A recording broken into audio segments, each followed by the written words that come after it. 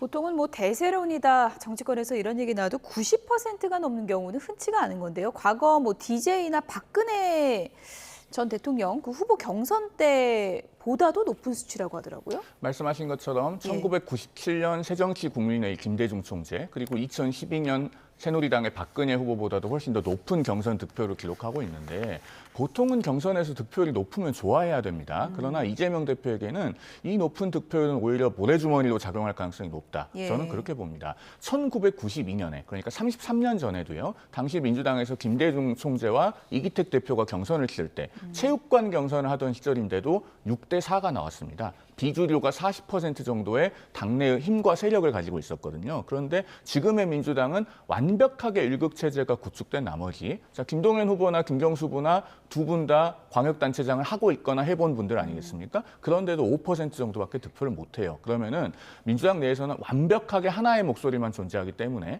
만약에 이재명 전 대표가 대통령이 됐을 때는 그야말로 집권 여당이 민심을 수렴하는 기능을 전혀 하지 못하고 대통령에 대한 사각지대를 보완해주는 역할을 하기는커녕 오히려 일방적으로 끌려다니면서 대통령실에만 충성하게 되는 그런 집권 여당의 모습이 될 걸로 그려지거든요. 여기까지 생각하시면은 아마 저 높은 득표율은 이재명 대표에게 부정적으로 작용할 가능성이 크다. 저는 그렇게 봅니다. 네, 뭐 국민의힘 권영세 비대위원장은 이게 민주주의냐 하면서 뭐 사담 후세인까지 이제 거론을 했는데 네.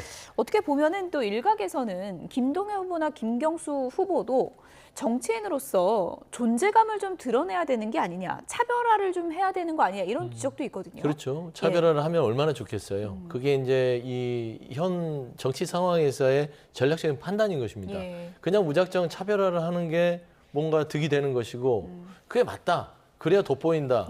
라고 얘기를 하는 건 쉬우나 지금 현재 흐름 자체가 이재명 대표에 대한 아성을 무너뜨리기에는 상당히 국민 여론이나 여론조사나 당내 입지 자체가 그렇게 녹록치 않다는 측면에서 차별화가 능사는 아니다. 라고 할 수 있는 것이에요. 그리고 뭐 지금 권영세 그 비대위원장이 사담 후세인까지 운운하는데 민주주의는 그런 겁니다. 돌이켜봤을 때 아까 자료화면에서도 박근혜 전 대통령이 당시 새누리당 대선 경선에서 83%예요. 그러면 그거는 뭡니까? 독재입니까? 그분도 사담 후세인입니까?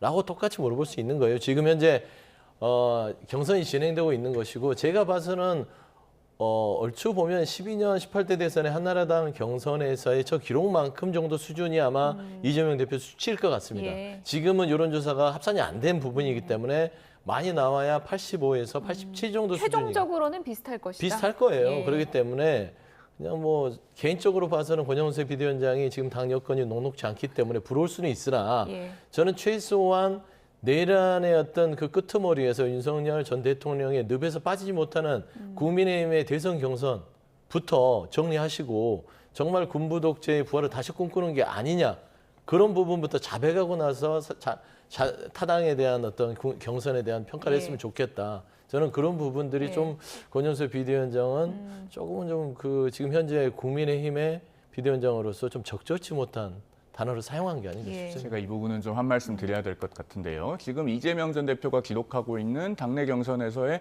90% 가까운 득표는요. 만들어진 90%가 아니냐. 라는 비판을 받기에 충분합니다. 왜냐하면 민주당이 이번 경선에서는 경선 룰을 바꿨잖아요. 과거 2012년, 2017년, 또 2021년까지 전부 다 전통적으로 국민선거인단을 대대적으로 모집해서 경선을 치렀습니다. 그리고 그게 나름대로는 민주당의 전통이고 굉장히 자부심을 갖고 있는 걸로 알고 있는데 이번에는 유독 그렇게 하지 않았어요. 조기 대선이라서 불가능하다. 2017년이 있었기 때문에 해당 안 되는 이야기입니다. 또 역선택 때문에 안 된다. 문재인 전 대통령이나 이재명 후보가 과거 역선택으로 선택된 분들은 아닐 거 아닙니까? 다소 납득하기 어려운 이유로 이번에 경선 룰을 바꾸면서 또 이재명 대표가 저렇게 높은 득표를 기록하고 있기 때문에 그런 점에서 과연 민주당이 당내 민주주의가 지금 살아있는 것이냐 비판을 받기에는 충분한 지점이 있다고 보는 것이죠.